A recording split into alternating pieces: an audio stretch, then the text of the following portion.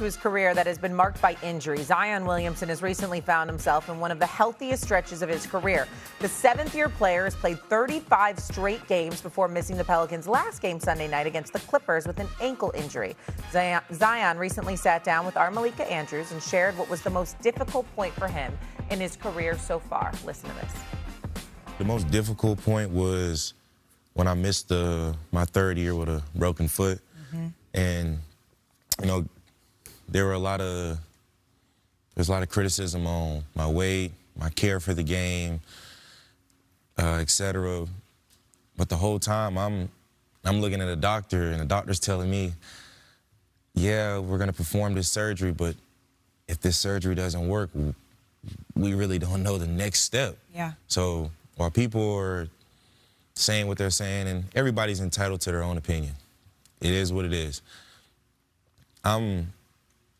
I'm in Portland rehabbing, not knowing if my foot's gonna heal. I'm sorry, and it was frustrating. Okay, so a vulnerable Zion Williamson there. Perk, what was your reaction to what he just said? Well, I'm just happy that he's back in a safe place. I'm just happy that he cleaned up the things that he needed to clean up. And let me say this. I was one of the ones that was criticizing him, but it wasn't because I didn't have my facts together. The information that I was receiving was coming from inside the organization at the time. You know, the weight problems was coming from his habits. They was having team meetings about Zion and, you know, getting his stuff together and his work ethic. And listen, when you're the number one pick, a former number one pick, pressure comes with that.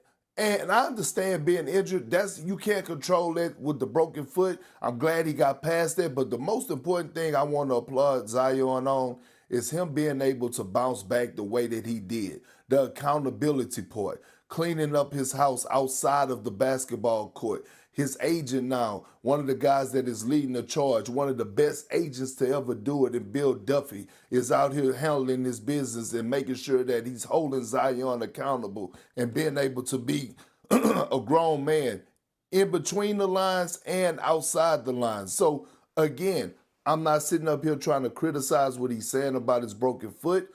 I've been there as a player. I know what it feels like to be sidelined. I know what it feels like to wonder if you're ever going to play the game again at the level that you was playing it at, or even be able to play again, period. So I get what he's saying. I want to give him his flowers, but I want to say the criticism that he was receiving at the time and throughout the course of his stint being the New Orleans Pelicans was deserved, because we wasn't just making up stories. It was information that was given to us from inside of the organization.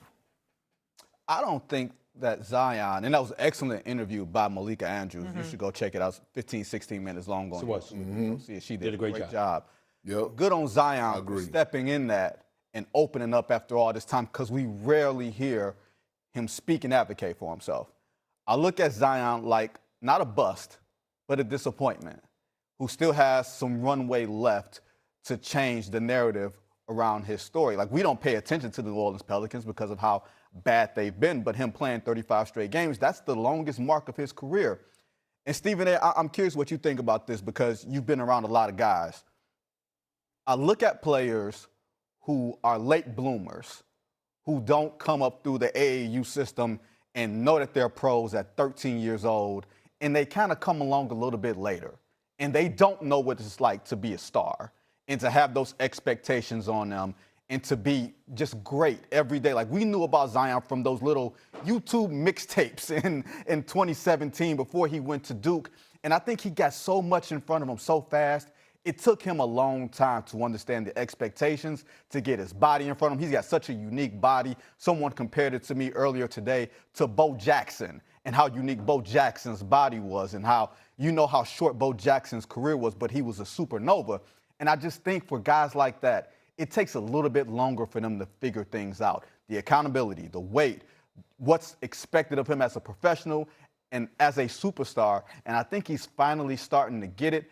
I'm just hopeful that we won't look at him and Ja Morant and be like, man, those guys came in with such hype.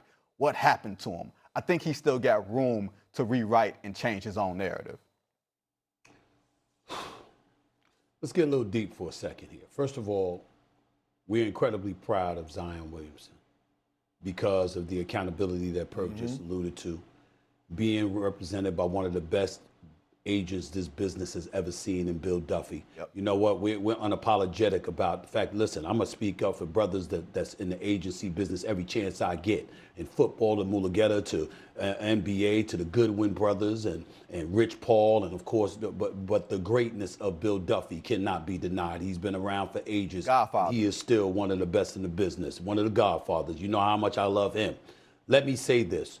Zion Williamson, having him is one of the best things he could have ever done, having somebody like that in your life when you're a young professional, because Bill Duffy is about accountability. And the reality of the situation is, I say this respectfully to Zion Williamson, we're very happy for you. But I want to piggyback off of what Perk added because it's incredibly important. Nothing was made up.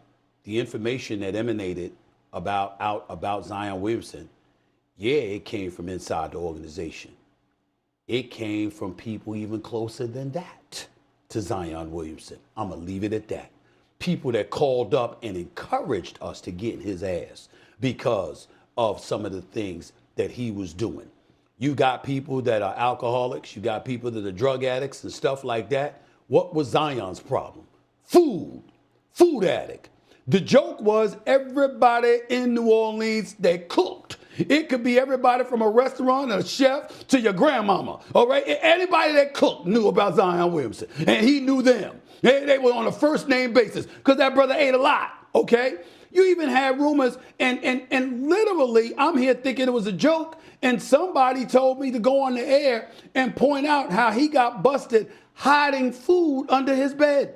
This is the kind of stuff that was happening, okay? So why does that matter? His rookie year, he plays just 24 games. His second year, he missed 21 games. His third year, he was out the entire season. His fourth year, he played 29 games. Fifth year was good at 70 games.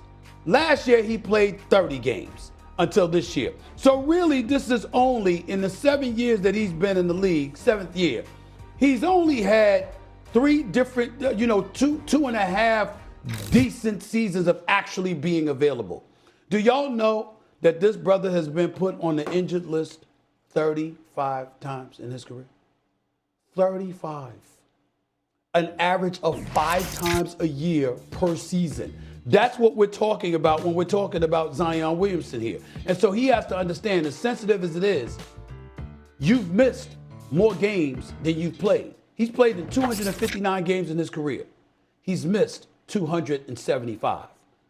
You're looking at him right now, and you're saying to yourself, of course, Vinny, you're right. He's not a bust because the brother can ball. He's averaging 21 a game, which is down from last year, down from the year before. But we know he's a man-child. When he's healthy and on the basketball court, we know what he could do. It was just about his dedication to being available to do it. And even this year, while you are available, there are 15 teams in the Western Conference. Y'all are 13th. It's bad. Now, Joe Dumars is going to turn that around. I have no doubt. Make no mistake about it. But with you as the former #1 overall pick, when they were losing games because you wasn't on the court. Now they're losing games with you on the court.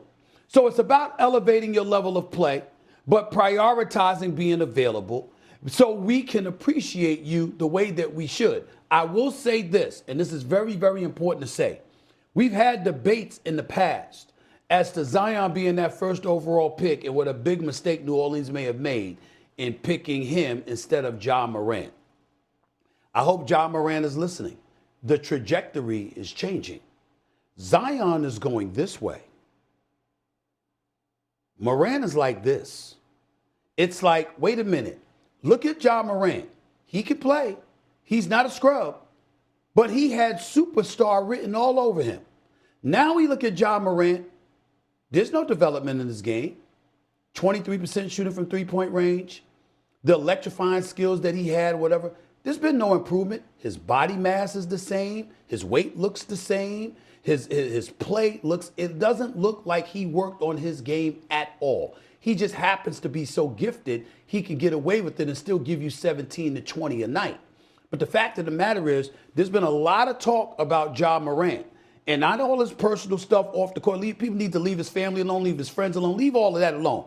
We're talking about Ja Morant as the basketball player. It's almost like he's not flatlined, but he has staled. It's not, there's no elevation.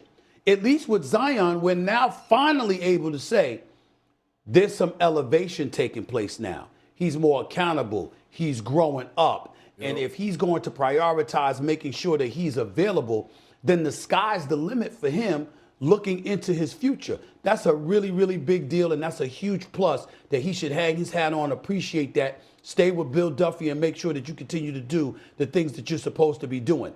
That's a lot better than we can say about Ja Morant at this particular moment in time, who doesn't appear that his game has changed one bit.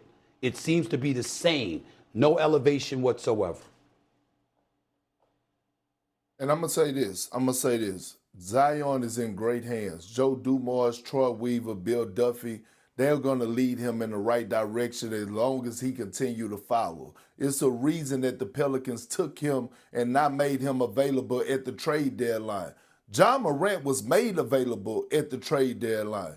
Ja Morant, correct. Memphis was trying to trade him. Ja Morant value is so low. I want y'all to think about this before we go. His value is so low at this point. Teams were asking Memphis to attach a first-round pick in order to take Ja Morant. It should have been the other way around. Yeah. Right now, Ja Morant's averaging 19.5 points per game. Zion Williamson, in what has been his best season in a long time, is averaging over 21 points per game.